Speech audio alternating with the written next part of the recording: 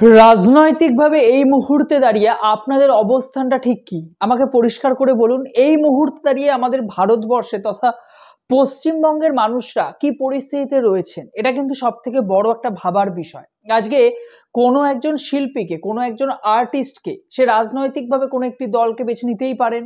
কিন্তু তারপরেও তাকে যখন রাজনৈতিকভাবে অপমান করা হয়, তখন কিন্তু নিজেদের অবস্থানটা একবার পরিষ্কার করা দরকার। এই কিছু মুহূর্ত আগেও আমার ঘরে টিভি চলছে, কৌস্তব বাগচি তিনি দল ত্যাগ করলেন, তিনি দল পরিবর্তন করছেন, এখনো পর্যন্ত কিন্তু ফাইনাল নয়। তবে এই যে রাজনৈতিক একটা ডামাডোলের অবস্থা চলছে, এই যে প্রতি মুহূর্তে আমাদেরকে মেনে নিতে হচ্ছে যে আমরা একটা সংসারের মধ্যে বেঁচে চলেছি, সংসারের মধ্যে আমরা আহ প্রতিনিয়ত আমাদের জীবিকা অর্জন করে চলেছি, যেখানে আমাদের আগামী ভবিষ্যৎ হয়তো সুরক্ষিত নয়। সেরকম একটা সময় দাঁড়িয়ে আপনারা যখন কোনো একজন আর্টিস্ট, কোনো একজন শিল্পীর গায়ে আঙুল তোলেন, যখন তার দিকে নিজের আঙুলটা সোজা করেন, তার আগে কিন্তু আপনাদের দিকে, নিজের দিকে কিন্তু একবার আঙুলটা তাক করা উচিত। না হলে কিন্তু আপনারা বুঝতে পারবেন না কি ভয়ঙ্কর সময়ের মধ্যে দিয়ে আমরা যাচ্ছি, কি রাজনৈতিক একটা ডামাডোলের অবস্থা আমাদের এখানে চলছে। আজকে আজকে আপনি ভাবুন, এই ভিডিওটা তৈরি করার পর আমি জানি না আমাকে কোনো রাজনৈতিক দল থেকে স্ট্রাইক দেওয়া হবে কি হবে না, আমি জানি না আমার আমার বিরুদ্ধে কি অ্যাকশন নেওয়া হবে কি হবে না। তবে এই ভিডিওটা তৈরি করা দরকার ছিল, কিছু মানুষের জন্য তৈরি করা দরকার ছিল। কারণ আমার মত আমার মনে হয় না যে এই মুহূর্তে দাঁড়িয়ে ইউটিউবে কোনো কমিউনিটির কেউ এরকম ভাবে আঙুল তুলে রাজনৈতিকভাবে কেউ আপনাদের সামনে প্রশ্ন তোলে। এই রাজনৈতিকভাবে কিছু মানুষের দিকে আঙুল তোলার ক্ষমতা কিন্তু এই মুহূর্তে দাঁড়িয়ে কারণ নেই। যখন এসবিএফ একটা বড় প্রোডাকশন হাউস বাংলার, যাকে সবাই ভয় পায়, যাদেরকে সাউথ সিটি মলে ডাকিয়ে কমিউনিটির সবাইকে ডেকে পপকর্ন আর বড় বড় কোল্ড ড্রিঙ্কস খায়, তাদেরকে সিনেমা দেখায়, তাদের একটা জঘন্য সিনেমাকে ভালো বলার জন্য তারা ভিডিও তৈরি করে, সাহা টকিজের আকাশ সাহা কিন্তু করে না। যখন রাজনৈতিকভাবে মিঠুন চক্রবর্তীকে অপমান করা হয়, যখন তার পদ্মভূষণ কেড়ে নেওয়ার কথা বলা হয়, যখন অন্য দল থেকে তার ওপর কাদা ছোড়া হয়, তখন কে প্রতিবাদ করে? আকাশ সাহা করে। যখন দেবকে ইডি ডাকে, যখন দেবকে হয়রানির শিকার হতে হয়, যখন সে রাজনৈতিকভাবে বিভিন্ন দলের তরফ থেকে তাকে চেপে ধরা হয়, তখন কে ভিডিও তৈরি করে সবার প্রথমে?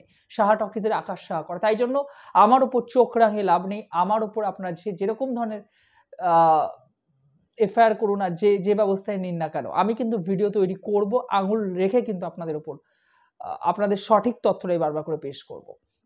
আমার মনে হয়েছে এই বিষয়টার উপর ভিডিও তৈরি করা উচিত, কারণ যে ডামাডোলের মতো অবস্থা একজন আর্টিস্টের উপর বারবার করে আঙুল তোলা হচ্ছে। আমি দেখতে পাচ্ছি মিঠুন চক্রবর্তী, দেব, এই দুজন মানুষের উপর কিন্তু আঙুল তোলা হচ্ছে এই মুহূর্তে দাঁড়িয়ে। যেহেতু খুব কম সময় রয়েছে লোকসভা ভোটের, আমার বয়স 25 বছর, আমি 3বার ভোট দিয়েছি। এছাড়াও আমাদের পারিবারিক দিক থেকে আমরা রাজনৈতিকভাবে সচেতন, আমার পরিবারের প্রচুর মানুষ রাজনৈতিকভাবে জড়িত রয়েছে। তো আমি জানি রাজনীতির সাথে অনেক ছোটবেলা থেকে আমার পরিচয়। আমি জানি রাজনৈতিকভাবে একজন স্বাবলম্বী মানুষ কোন পরিস্থিতিতে দাঁড়িয়ে কোন বিষয়ের উপর তারা আঙুল তোলেন। আমাকেও বারবার করে আঙুল দেখে দেওয়া হয়েছিল, তুমি যখন মিঠুন চক্রবর্তীকে সাপোর্ট করছো তখন তুমি বিজেপির দালাল, যখন তুমি দেবকে সাপোর্ট করছো তখন তুমি তৃণমূলের দালাল। কিন্তু বিশ্বাস করুন, কারণ দালাল হলে কাউকে কখনো সাপোর্ট করতে নেই। আমি তখন উল্টো দিকের দলের বিরুদ্ধেও কিন্তু কথা বলবো, কিন্তু আমি কিন্তু বলিনি, আমি কিন্তু বলি না। আমি শুধু এটুকু বলি আপনাদেরকে দাঁড়িয়ে যে এই ভিডিওতে বা যে কোনো ভিডিওতে আমাদের কাজ হলো একজন শিল্পীকে অপমান না করা। এই মুহূর্তে দাঁড়িয়ে কোনো শিল্পীকে কিন্তু আমরা অপমান করতে পারি না, কখনো করবও না। আজকে আপনি বলুন না, যে সন্দেশকারী ঘটনা নিয়ে মিঠুন চক্রবর্তী কি কথা বলেননি? তিনি কি প্রতিবাদ করেননি? তাহলে কেন আপনারা তার ভিতর দেখে দিচ্ছেন যে তিনি শুধুমাত্র নিজের সিনেমা নিয়ে ব্যস্ত থাকেন, তিনি শুধুমাত্র নিজেরটুকু বোঝেন? আপনি শুধুমাত্র বলছেন যে মিঠুন চক্রবর্তী নিজে যখন লোকসভা ভোট আসছেন তখন শুধুমাত্র তিনি তার ভোটের প্রচার করার জন্য সিনেমা বন্ধ রেখে তিনি শুধু সেই প্রচারটুকু করবেন, কিন্তু দেশের অন্যান্য ব্যবস্থার বিরুদ্ধে তিনি প্রতিবাদ করবেন না। কেন করবেন না? তিনি তো সন্দেশকারী প্রতিবাদ করেছেন। তিনি রাজনৈতিকভাবে যখনই কোনো সমস্যা হয় তিনি তো মঞ্চে এসে প্রতিবাদ করেন। তিনি তো নিজের সিনেমার বাদ রেখে, নিজের সিনেমা, শাস্ত্রীয় সিনেমার শুটিং বন্ধ রেখে তিনি তো লোকসভা ভোটের প্রচার করছেন দলের হয়ে। তাহলে আপনি কেন বলছেন তিনি রাজনৈতিকভাবে সচেতনতার জন্য সুবিধা নিতে পারেন? তিনি শুধুমাত্র কেন বিজেপি করছেন? কারণ তার কাছে তার ছেলেকে রক্ষা করতে হবে, তার ছেলেকে বাঁচাতে হবে। এই ধরনের কথা আপনি একজন আর্টিস্টের বিরুদ্ধে বলছেন, কতটা অপমান করছেন আপনারা একবার ভাবুন। আপনি দেবকে কি বলছেন? সে কয়লা কাণ্ডের সাথে জড়িত। কেন আপনি ভুলে গেলেন ঘাটালের মানুষের কিরকম ধরনের অবস্থা ছিল?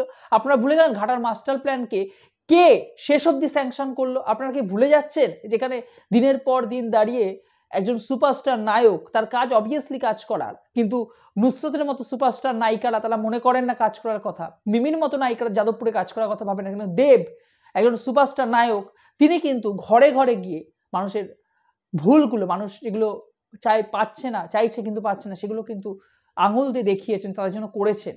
আমার মনে আছে একটা কেসের কথা, যেখানে ১,০০,০০০ টাকা দরকার ছিল একটি ছেলে তার মায়ের চিকিৎসার জন্য। সঙ্গে, সঙ্গে দেব কিন্তু জোগাড় করে চিকিৎসার ব্যবস্থা করে দিয়েছিলেন।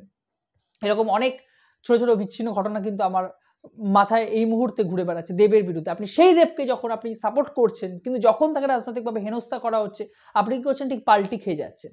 এগুলো কি করা উচিত আপনাদের? একবার ভেবে দেখুন। এই রাজনৈতিক মন্তব্য, এই যে রাজনৈতিক অবস্থান, এই রাজনৈতিক অবস্থান থেকে কিন্তু একজন সাধারণ মানুষের দিক হয়ে কিন্তু আপনার বোঝা উচিত। কারণ এই মুহূর্তে দাঁড়িয়ে রাজনৈতিক অবস্থা কিন্তু টালমাটাল অবস্থায় চলছে। এই মুহূর্তে দাঁড়িয়ে কিন্তু রাজনীতির দিক থেকে বা পরিবেশের দিক থেকে কেউ কিন্তু সেফ নন। আমি, আপনি, আপনারা কেউ কিন্তু আমরা সেফ নই। তাই জন্য আমাদেরকে বুঝতে হবে যে একজন শিল্পী তার অবস্থানটা ঠিক কোথায় থাকে। আচ্ছা, কিছু শিল্পী, আমি বনির মতো কিছু শিল্পীর কথা বলব, কৌশানীর মতো কিছু শিল্পীর কথা বলব, হিরণের মতো কিছু শিল্পীর কথা বলব। হিরণ যাকে ১০ কোটি টাকা দিয়ে কিনে নিয়েছিল বিজেপি সরকার। তারপর সে সিনেমা করে, সিনেমা দেখতে পান। কারণ জানেন তো সিনেমার কেরিয়ার তার শেষ। কোনদিন শুরুই হয়নি তার সিনেমার কেরিয়ার। সে জানে যে রাজনৈতিকভাবে কোনো একটা দলে যদি গোলামি করি, আমাকে সেই টাকাটা দেয়া হবে। আমি সেটা দিয়ে কাজ করব, কাজ করতে পারবো। আমার সারা জীবন চলে যাবে। সিনেমা না করলেও আমার চলবে। কিন্তু দেব সেটা করেন না, মিঠুন চক্রবর্তী সেটা করেন না। আপনি রাজনৈতিকভাবে আপনি আমাকে বলছেন যে আমার মতো ইউটিউবাররা পা চাটে, দেবের পা চাটে। আরে দেবের পা চাটি তো দেব আমাকে কি সুবিধা দেয় ভাই? দেবের তো ইন্টারভিউ আমি নিইনি এখনো পর্যন্ত। আবার দেবের কোনো প্রোডাকশন হাউস আমাকে কিছু রাইটিং লেখার জন্য কিছু দেয়নি, কখনো ডিরেক্ট করার জন্য কিছু দেয়নি। তার সিনেমা আমাকে স্পেশাল কোনো স্ক্রিনিং করে দেখায়নি। তাহলে দেবের কি সুবিধাটা ভোগ করবো যে তাকে নিয়ে আমার কথা বলতে হবে? তাহলে আমি কেন তাকে ডিফেন্ড করে কথা বলবো? সে কি আমার পয়সা দেয় না, টাকা দেয় না, মান্থলি সে আমাকে কিনে রেখেছে। না, আমার ইউটিউব কমিউনিটি হয়তো এই কমিউনিটির অন্য কারোর চ্যানেলকে সে সাপোর্ট করতে পারে, কিন্তু আমাদের সাহা টকের চ্যানেলকে সে কোনো রকমের সাপোর্ট করে না। যদি ভবিষ্যতে করে সেটা আলাদা বিষয়। আপনাদেরকে জানিয়েই দেবো যদি সে সাপোর্ট করে কখনো। তো এখনো পর্যন্ত সে করে না। কিন্তু যেটা ভুল, যেটা ঠিক, চোখে আঙুল সেটা আমি দেখিয়েছি। আপনারা যখন কোনো একজন শিল্পীর গায়ে আঙুল তুলছেন, তার মানে বুঝতে হবে আঙুলটা কিন্তু আপনি নিজের দিকেও তুলছেন। কারণ আপনারাই শিল্পীকে ভোট দিয়েছেন। আজকে রাজনৈতিকভাবে কোনো একজন নেতা যখন কোনো একটি দলে থাকছেন, তখন চেঞ্জ করছেন দল। তার মানে আপনারা বুঝতে পারছেন রাজনৈতিকভাবে সেই লোকটা কতটা ভুল কাজ করছেন, সে কতটা সুবিধা নিচ্ছেন। কিন্তু সেই মানুষটাকে ভোট দিয়ে আমরা একটা দলের হয়ে জিতিয়েছিলাম। পরবর্তীতে সেই মানুষটাই অন্য একটি দলে ঘুরে যাচ্ছে। তাহলে তার রাজনৈতিক অবস্থান ঠিক থাকছে?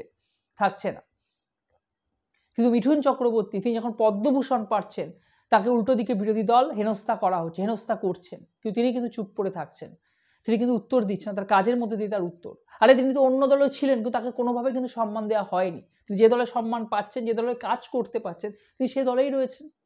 রাজনৈতিকভাবে সোহম চক্রবর্তী আলাদা দল করে, মিঠুন চক্রবর্তী আলাদা দল করে। কিন্তু দেব, মিঠুন আলাদা দল করে। কিন্তু নিজেরা কি একসাথে সিনেমা করেননি? সোহমের সাথে কি সিনেমা করছেন না? তাদের মধ্যে তো কোনো বিরোধ নেই। নিচের যে মানুষরা রয়েছেন, যারা রাজনৈতিকভাবে অ্যাক্টিভ, তারা কেন এই বিষয়গুলোকে জলঘোলা করছেন? আমার কিন্তু জানা নেই। কতটা আপনি ভুল করছেন সেটা একবার ভেবে দেখুন। মাত্র এটুকুই বলার, নিজেরা সচেতন হন এবং অন্য মানুষের কাছে নেগেটিভিটি ছড়াবেন না। অন্য মানুষের কাছে ভুল কোনো বার্তা পৌঁছাবেন না।